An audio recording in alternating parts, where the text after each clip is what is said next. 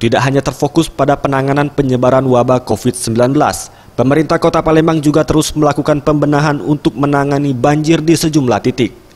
Salah satunya seperti yang dilakukan Wakil Wali Kota Palembang yang memonitor langsung penanganan keberadaan titik banjir di kawasan Jalan Supersemar, Kelurahan Piparja, Kecamatan Kemuning.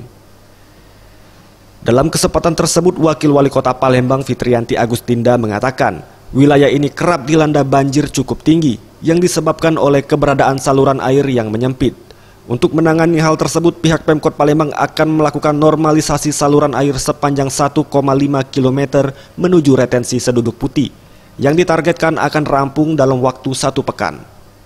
Untuk kita normalisasikan sepanjang lebih kurang mungkin 1,5 km ya menuju kolam retensi Seduduk Putih. Nah, rencananya kolam retensi Seduduk Putih itu juga akan segera dianggarkan tahun ini untuk kita laksanakan pengurukan atau normalisasi dengan dana lebih kurang 1,5 miliar.